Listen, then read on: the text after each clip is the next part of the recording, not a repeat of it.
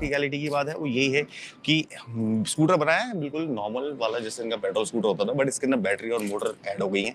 कैसे? जैसे कि हेडलाइट है एलईडी, बट ये रिफ्लेक्टर एलईडी हेडलैम्प्स हैं। ये फेंडर जो है सारे एबीएस प्लास्टिक है, 12 इंचेस के diamond cut alloy wheel with disc brake, और इसके अंदर यहाँ पे कोई ऐसा सपोर्ट नहीं है कि हमें कोई ऐसा सीबीएस सिस्टम वगैरह या फिर कुछ और चीज़ मिलती है, बट अगर इसके अंदर सीबीएस होता तो ज़्यादा मज़ा आता था। ये जो प्रोफाइल फ्लैट ऊपर डीआरएल, दैट्स इट। तो ये जो है ना, जैसे टीवीएस iQ थोड़ा सा बहुत रिजेंबलनेस तो हो रही है। इस तरफ से आगे दिखाओगे तो आगे की तरफ कन्वेंशन फोक्स हैं जो टेलीस्कोपिक होते हैं, छोटे वाले। और सबसे अच्छी सी चीज़ कि ये इस टाइप की कुछ वायरलेस की फोक्स के साथ में आता है और वायरलेसली ऑन हो जाता है। इस तरफ सबसे ये एक्सेसरी का पार्ट है, एंड जो इसका फ्लोर है वो फ्लैट है। ये चीज़ मेरे को अच्छी लगी।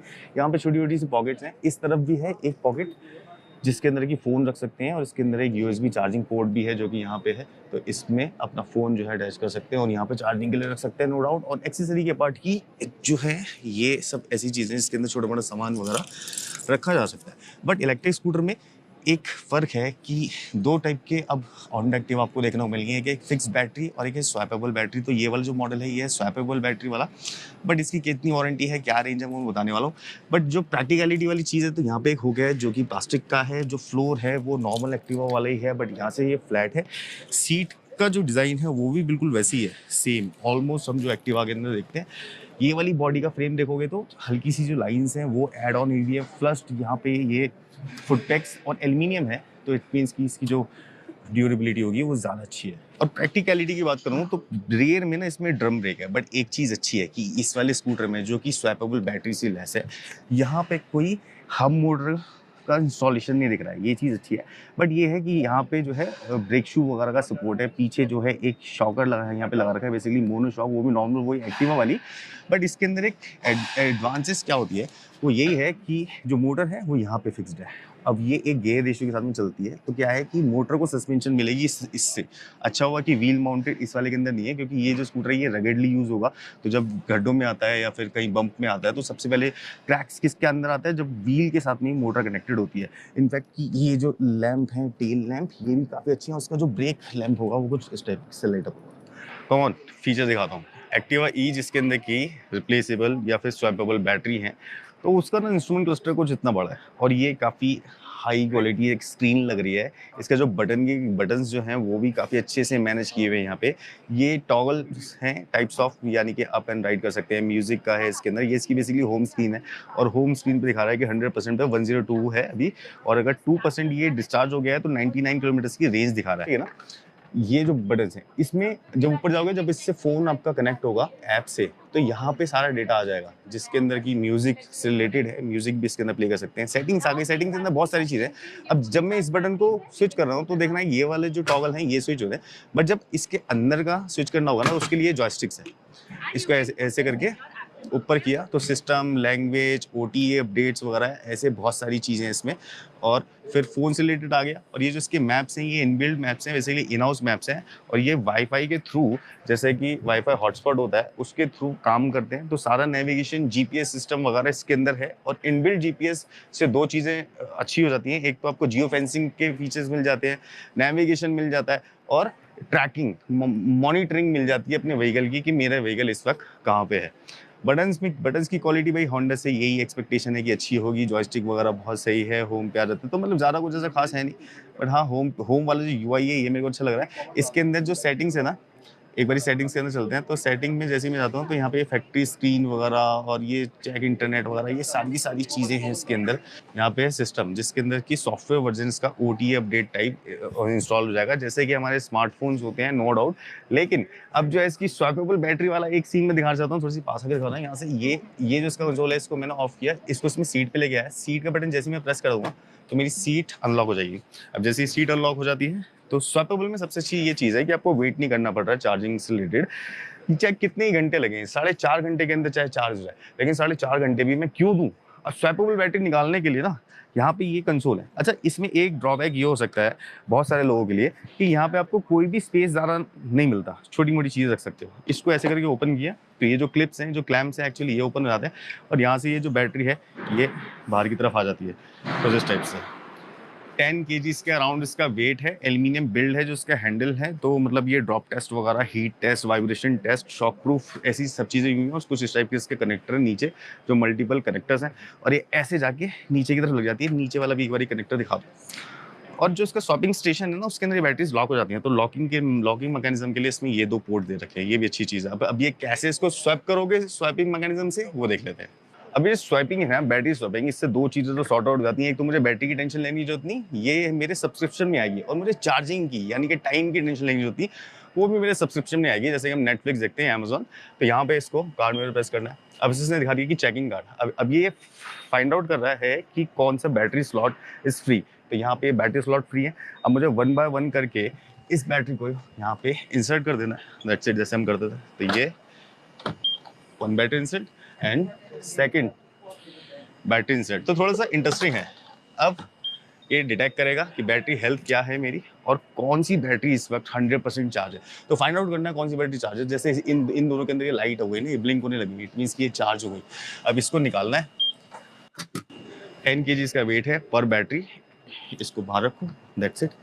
इसको निकालो और इसको अपने स्कूटर में लगा लो जहाँ से आपने बैटरी निकाली है। तो यही है एक सब्सक्रिप्शन बेस्ड जो कि स्वैपेबल बैटरी का खेल होने वाला है। छोटे प्लेयर्स के अंदर काफ़ी सारे हैं, बट जैसे बड़े प्लेयर्स इस मार्केट के अंदर कूद जाएंगे तो इसको रिफ्लेक्टर एलईडी हेडलैम्प, यहाँ पे नंबर प्लेट का स्पेस आ जाएगा, same to same body almost वैसी है, बट यहाँ पे ये डीआरएल नहीं मिलेगा, लेकिन ऊपर से दिखा दो। इसकी जो स्क्रीन है ना, स्क्रीन के अंदर थोड़ा सा डिफरेंस है। क्यों भी?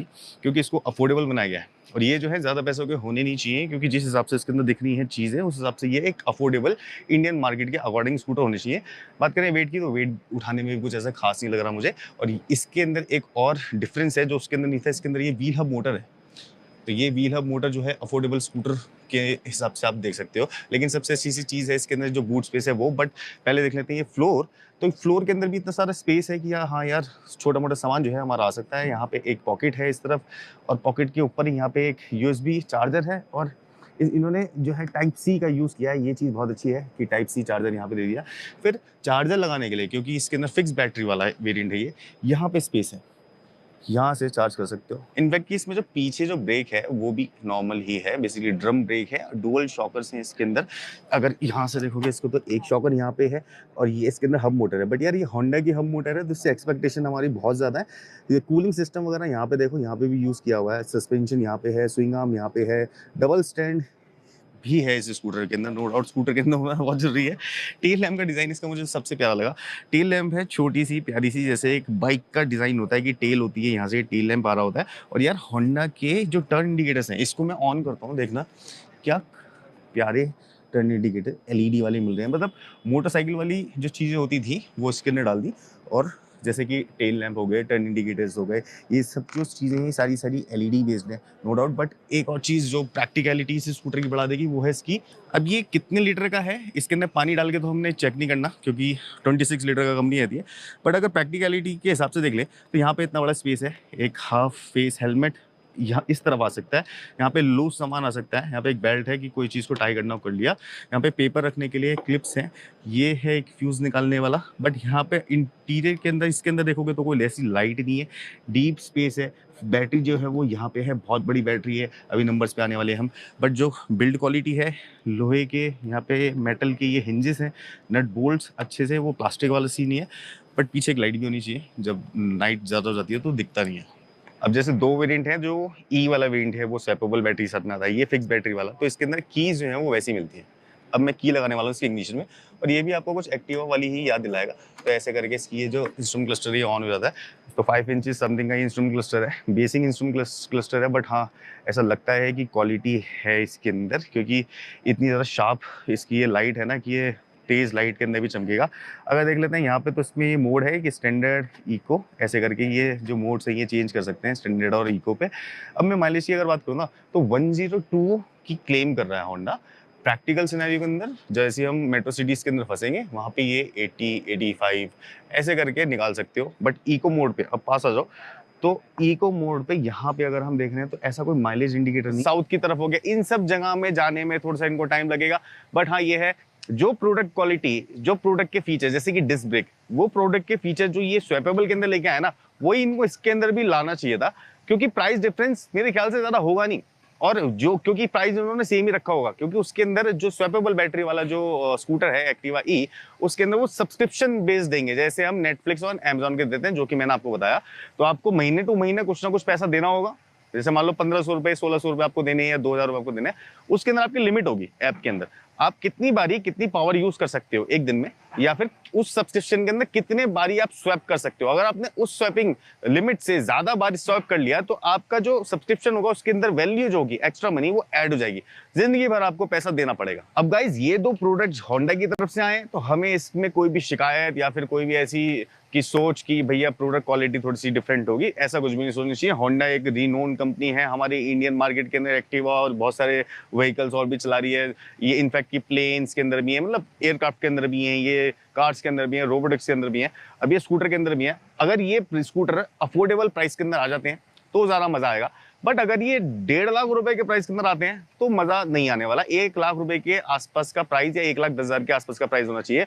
तो वो इंट्रोड्यूस होगा दिसंबर में, जब इसकी बुकिंग ओपन होगी, और जनवरी 2026 से इसकी डिलीवरी स्टार्ट हो जाएंगी। तब हम आपको, या फिर अभी हो सकता है कि कुछ टाइम बाद हम आपको इसका राइड रिव्यू दें कि स्कूटर कैसे हैं, क्योंकि जो अभी हमने आपको स्कूटर दिखाया ना, ये स्कूटर वो प्रोडक्शन मॉडल नहीं है जो एक्चुअली आपको मिलेगा। ये वो मॉडल है जो कि एक कॉन्सेप्ट के थ्रू दिखाए जाते हैं, जबकि एक प्रोडक्ट